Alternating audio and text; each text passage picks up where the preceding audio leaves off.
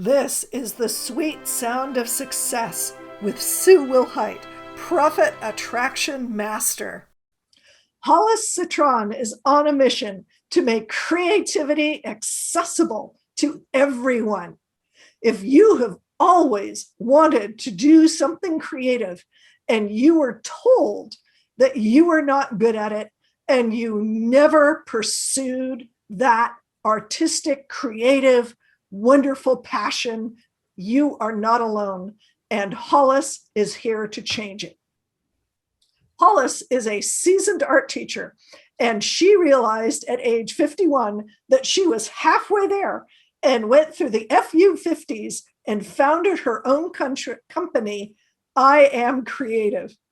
She is passionate and wants to shout from the rooftops that being creative is not just about drawing and painting. Creativity is within everyone. So she has been spreading this message from California to New York. And here's her little secret. Hollis went to art school and doesn't know how to draw or paint. And here's the other secret that she really wants you to know. You are creative. Welcome, Hollis Citron. Hello, everybody. So happy to be here. Thank you so much.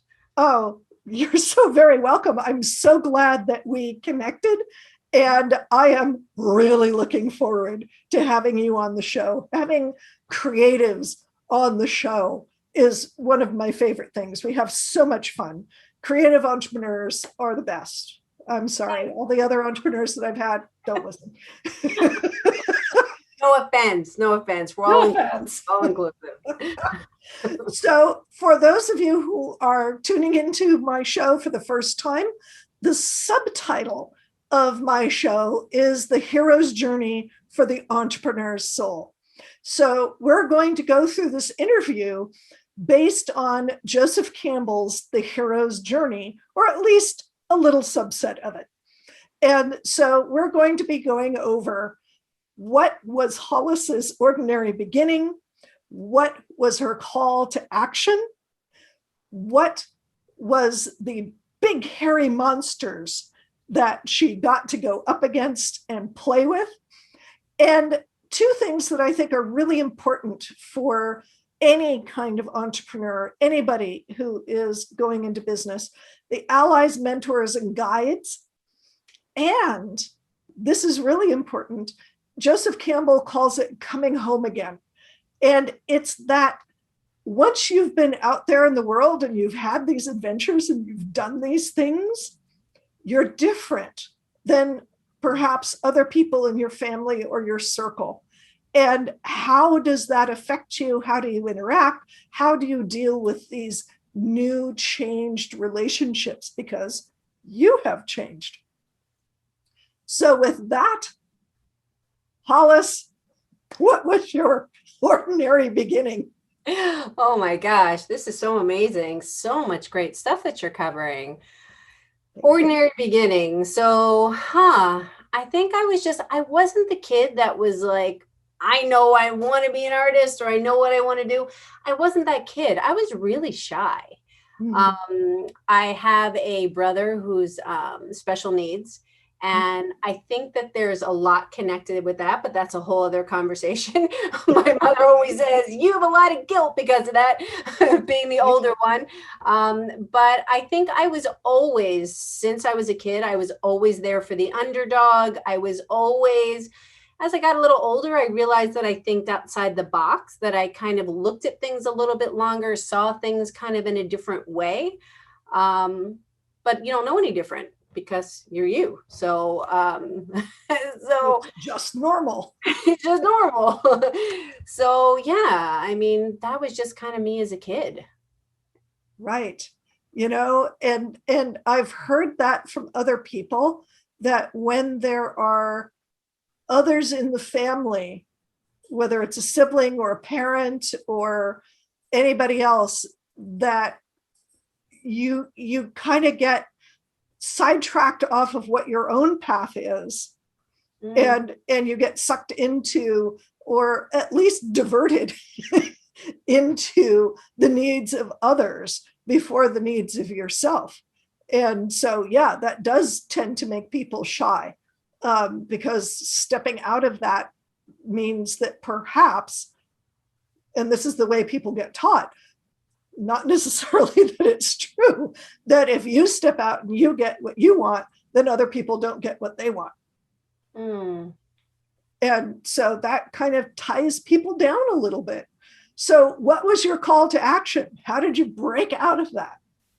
Well, like I was always I was always tiny. Like I was always like in my kindergarten picture, they had me stand and I was as tall as everybody else. Like I was always tiny and I'm 5 foot. I say I'm 5'1" on my driver's license, but yeah, whatever, Yeah. that 1 inch. But I was always standing up for people. And I think that even like somebody be picking on like this bully in school who kind of, and I'm like, can you just leave them alone? They're like, who are you? Like, what are you doing? I'd be like, who are you? Why are you doing that? So I guess to kind of say like, so what kind of pushed me out of myself was I made a choice to go to art school. I was like, I don't know. My guidance counselor was like, you're not going to get in. You don't have good enough grades. I'm like, you're great. You're really good at your job. So anyway, I got in. I was just like, I got in. There were some other barriers that I kind of pushed through and got through. But I think my biggest thing was, always being so shy, and I would turn red. And it wasn't just like a slight shade of pink. It was purple with blotches. Yeah, it was horrible. And it actually really made me small because I avoided situations because of it. Right. Because it was like wearing my heart on my sleeve. So I think what kind of happened is I was just presented with a lot of challenges that kind of, I wouldn't say challenge, opportunities that all of a sudden I was like these teaching positions. My mom was a Philadelphia school teacher for 33 years. So she taught in urban settings for, and I was just around that all the time, but I never thought I'd be a teacher. I just didn't think about it. I didn't know. I didn't have these dreams of what I was going to be. And all of a sudden it was like, would you like to teach? I'm like, I can't teach. Like, why would they want to listen to me? And this whole thing, I don't know. But these opportunities were presented and I would face them, and then I'd find that I was good at it. And I just kind of pushed through. And as I kind of pushed through and each one kind of came at me, I became more confident. And even when I was standing in front of leading professional developments and be purple, I would say to all these teachers, if I turn this color, I'm not dying. It just happened. Let's get over it. And we just move forward. So right. I would say that is like one of the things that I just pushed through, and a lot of situations would come up like that. And I was like, if I can handle this, I can handle that. It's like a domino effect. Right. And so what was it that triggered you forming your company? Because I read a little bit about that in your bio, but what was it that triggered the aha moment that you're going to form your own company? So I've been teaching for 30 years and in lots of different kinds of situations. And I've always had the mission. I realized all the way through, I had the title of art teacher, but people would always say, which is my biggest pet peeve, is, when you meet people, you tell your story. What do you do? What do you do? I'm an art teacher. They say, I can't draw or paint. I'm like, right. Neither can I. Like, it's immediately neither. Like, I can't draw a straight line. I'm like, good. I'm happy about that. That's great. It's great not to draw a straight line.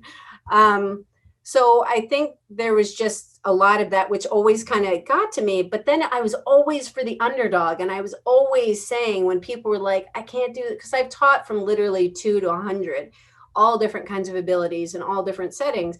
And my mission all the way through, ever since I was in my 20s, was you are creative. You are creative. Like, get out of your own way. We're going to do it within your comfort zone. You're going to try your best. If you fail, you fail. If anything, you'll just get better at it or realize you don't like it. Like, that's fine. So I think it finally got to a point where, and I'm going to just tell a story really quickly, was at one point when I was teaching at a space in New York, I was going in, or I was working for this amazing organization, and it was an artist in residence, and I went in once a week for a few weeks. And it was an inclusion class, so special ed and general ed. And I would go in, introduce the lesson, do a hands-on, and then have closure.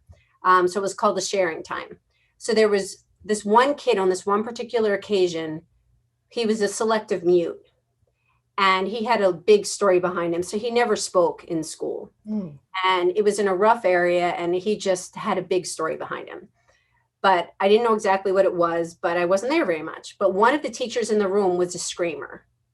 So all he did was yell at these little kindergarten students. So he was a big man and a screamer.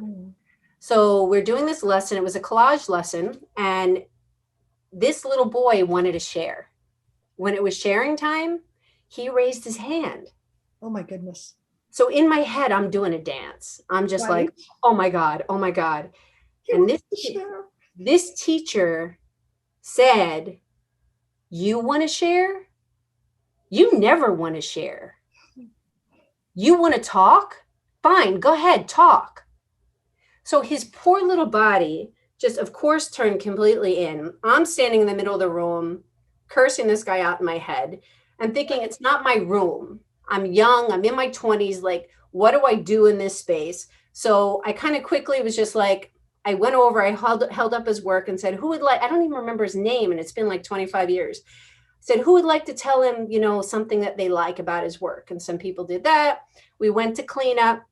I bent down and I leaned in and I said, what did you want to say, sweetie? And he goes, I like the color blue. Oh. So that is why I'm doing what I'm doing. Yeah. That is why I am on a mission to never have that happen to anybody if I'm in that presence. And I realized that I kind of made a vow to myself, and I'm just not that kind of I just to open it up and allow for people to be able to have expression in whatever form it comes in. So I still think of this little boy that I hope he's okay. I hope he got some kind of support. I hope he'd be in that classroom every day for a year of his life. Right. And amongst all the other stuff. So then you fast forward to me being in lots of different settings. And finally when I was 51, I'm like, I'm halfway there. I'm more than halfway there. And I am sick of being in a space where people are fighting with me every day about the validity of why they need to do this. I want to put myself in a space where I can really be, and I love what I do, and I love who I was working with, but they taught me a lesson to a point where I was like, I need to move on to another space where it's not so much arguing. Yes. And it's where I can reach out and inspire and help people use their voice and express themselves. Yeah. Good for you. I'll put to you that you're only a third of the way there, but we'll go for it. So you talked about some of the big hairy monsters already, you know, the pushback that you get from people. It reminds me of when I was a hypnotherapist and I would introduce myself as a hypnotherapist, and people would say, oh, you're going to make me quack like a duck.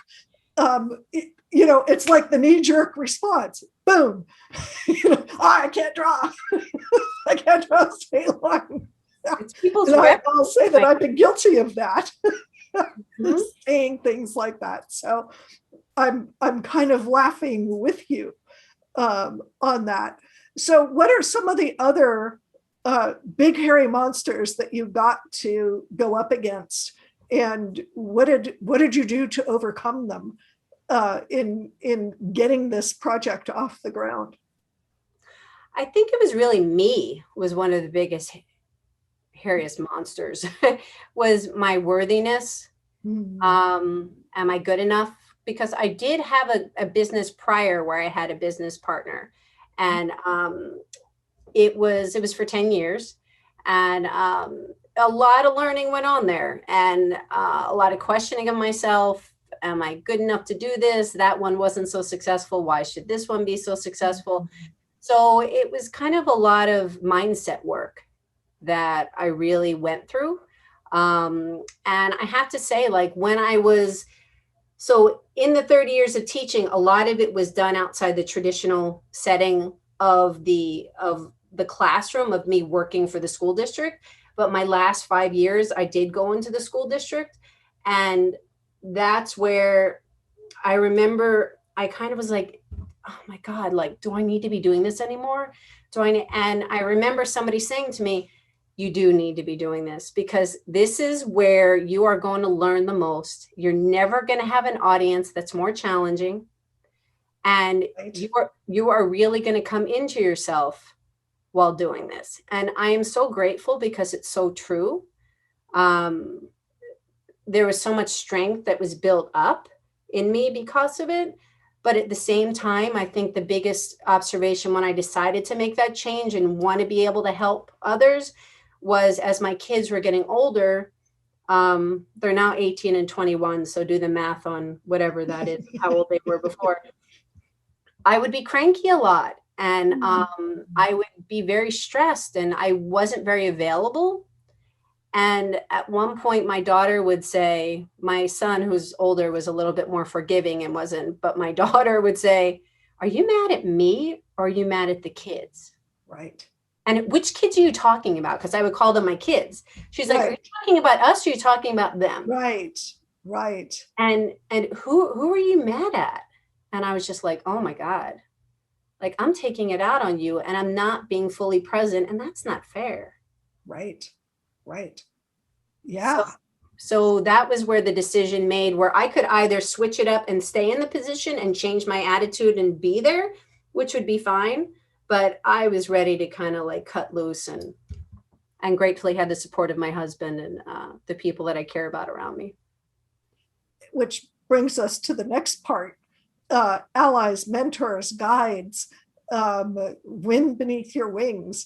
Who were some of the folks who got you going and helped you with either switching your mindset or getting it into a more positive track? I would say that my husband, I'm so grateful. I don't mean to sound cheesy, like, oh, my husband, but really, I mean, Really? we've been together for 31 years, and I'm just really, he's always accepted me for who I am. And he's been very patient with me throughout. So I'm incredibly grateful to him for that. And I think he was doing a lot of mindset. We've kind of been growing in that a lot together, but I have to say he was ahead of me on that, on the mindset work. And he was trying to pull me in, and I was pushing against Mhm. being like this negative Nancy. And then I was able to get in on this mindset group, and it started helping, and I started kind of like changing. And then I started meeting more people, and then kind of reaching, like, now all of a sudden I felt like I needed to reach out to certain people, and we created accountability groups and things like that. So I have to say that kind of led me in a much more positive direction. Accountability groups are really important. Whether you have a person or a group, that I've got to say, that's one of the biggest things, is being accountable to others so that Right? you can move forward. You can continue to move forward. Do you have anybody that you do accountability with? Yes, I work with two different people right now. We've formed a little pod, and we coach each other, we support each other, we advise each other, we help each other out, and make promises to each other that we then, we're holding each other accountable. And the first one of those came into my life just after the pandemic. We'd known each other before.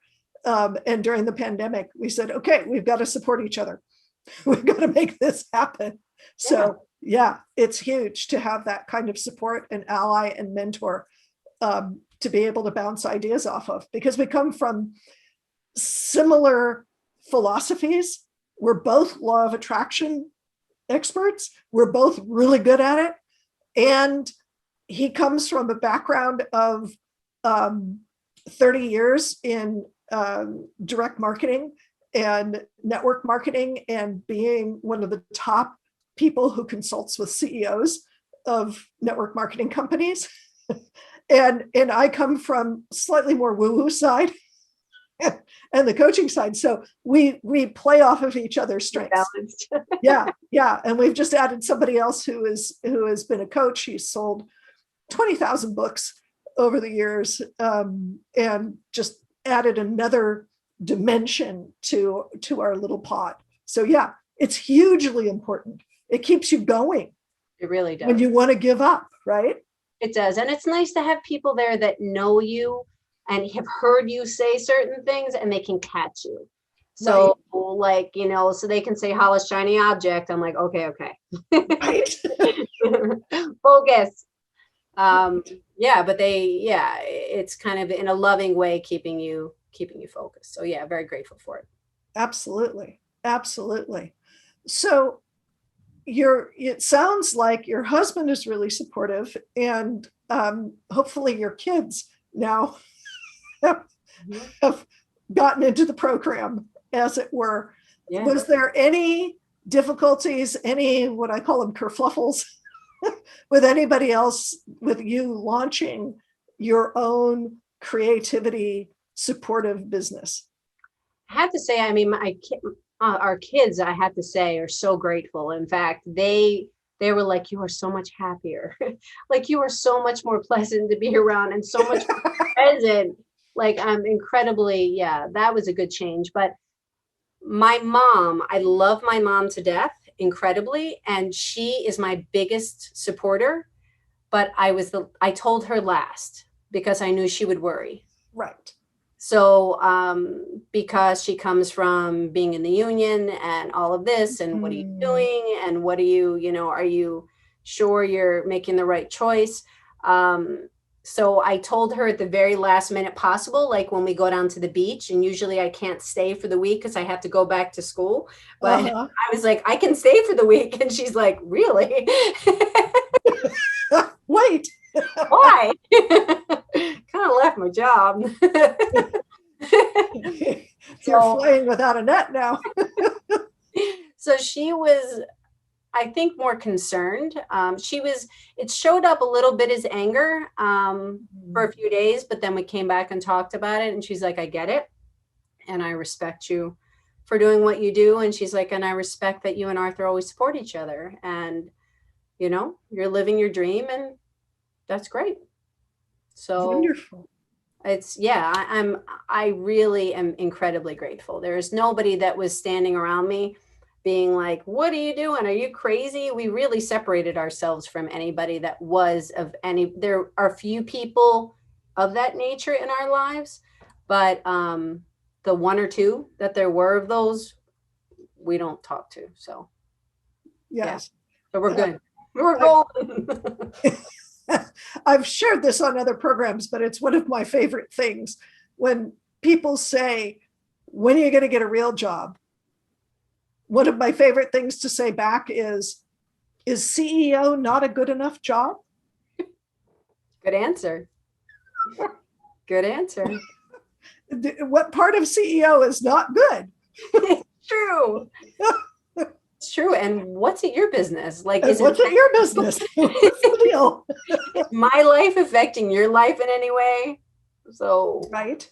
I don't understand. Right. Or, if it is someone who is close to me, what I've said in the past is you can have Sue be miserable and have a job, or you could have Sue be happy. Right. And do what she loves and help people and be passionate about it. Right. Which one do you want to be around? Which Sue do you want? Which Sue do you want?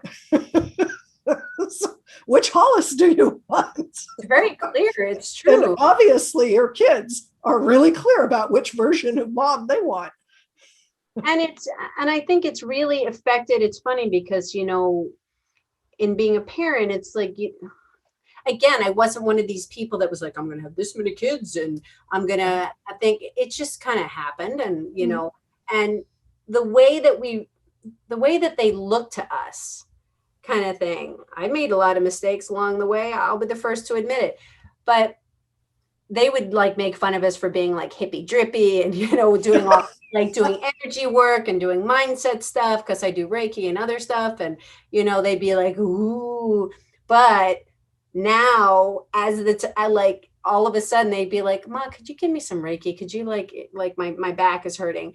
Or now to hear like our 21-year-old talking about mindset stuff and how he wants to separate from the people who have negative thinking, I'm like, oh my God. They learned. They actually listened. That's fabulous. It's pretty, yeah. Like I am so grateful. So grateful. Nice. And I can be here, I can be present for that. Right. And not in a haze of confusion and frustration. Yes. Yes. So, bonus question time. What of the things that you do in your business when you're helping people with creativity, what's the favorite thing that you do? What do you love of all of the things that you do? If you got to work with somebody on X, what would it be? The first thing that's popping into my mind, and it's not necessarily answering that question, but I'll go back to it, is in every way that I approach a situation, when you see that, and it sounds so cheesy, but when you see that light bulb go on, and when you see that like, aha, like, yeah, or you see that they're really getting it and they're excited, like that's my everything. That's just like, right.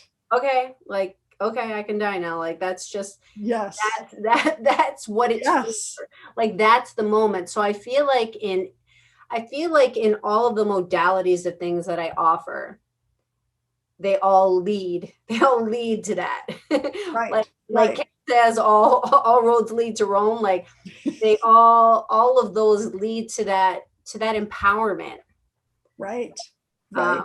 So what's my favorite? What is my favorite? I don't know, to be honest, because it's kind of like when I create these experiential kits and then I teach them and I get to see people's faces and I get to see them do it. Like, I love that. When I started a publishing company. So when I'm bringing on I'm bringing on authors to be able to contribute to my book, and I'm seeing them get excited about it and talk about their chapters, like, oh my God, like what's better? Right. Right. I mean, there's so many within the coaching, within the creative shui, and I'm talking about these different elements that make up, how you act and what you do, which all lead to joy and happiness, and people are actually doing it. Like, what could be better? What's better? So that's my very broad answer of, it's just the act of doing these things which all lead to that. Yeah. So if any of my viewers or listeners want to get a hold of you, Hollis, how do they do that? What's the best ways to get you? So I have my website, which is iamcreativephill, PHILLY.net. So that kind of has everything on it, including my podcast. Okay. What else? And then my email's there and everything. So I'd basically say, yeah, that's the best way. It includes everything. So it has all of your social media links and all the good ways to get a hold of you. Yes. Wonderful. Wonderful. Facebook, Instagram, all that kind of stuff. So you've got a book coming out. Do you have any other programs or anything that you want to share with the audience? Yeah, well, the book is called Creativity Is Whatever You Want It to Be. So I am still I'm still filling slots for that. And that's going to close as of middle of May. So really excited about that. And let's see, what else? My coaching, Creative Shui. So there's ways to participate in a month or 3 months. And it is like meeting once a week. And what we do is like, we talk about all these different elements. Like I said, there's feng shui for a room. There's your creative shui for you. And it's made up of 7 different elements. Some examples are connection, permission, exploration, expression. And we kind of look at all these different aspects of you and where we need to do more balancing, which all lead to joy and love. And that's also supported in creating experiential boxes that are specifically for you. So Nice. that's part of the process, is that I want people to be able to, it's everything to me is experiential. And I'm sure, I mean, you're like this too. You can't Yes. just sit here and be like, uh-huh, uh-huh, uh-huh. Yeah. That's not fun. No, I mean, mine stuff is kind of brain candy, but you got to do stuff. You got to experience it. Absolutely. Yeah, it's all experiential, and that's how you create the real connections. So, yeah, I would say those are the best things, best ways. Wonderful. Thank you again, Hollis. This has been a delightful interview. Thank you for being on the show. And thank you, my listeners and viewers, to the sweet sound of success. Thank you, everybody.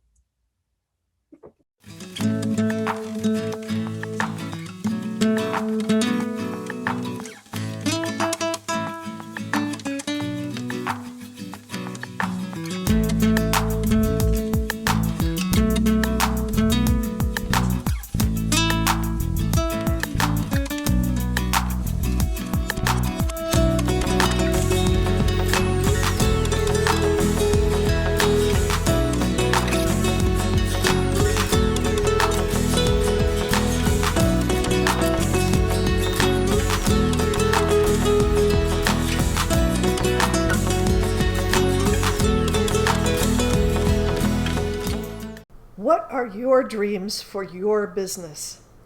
You know what drives me crazy? Really smart business owners denying their talents because they've been taught it has to be hard, because they've been taught that they don't deserve their gifts, that they're not worth anything. They've been taught that their gender means they can't express their genius. I'm Sue Wilhite, and I want you to have access to your genius. I want you to go out and rock the world with your genius. So I created the Call to Action Coaching Program. It's all about getting to the heart of you and what you've got to share with the world to make a profitable business that thrives and allows you to make a difference in the world. Click the link to sign up for the Call to Action Coaching Program today. Don't let your genius go unnoticed.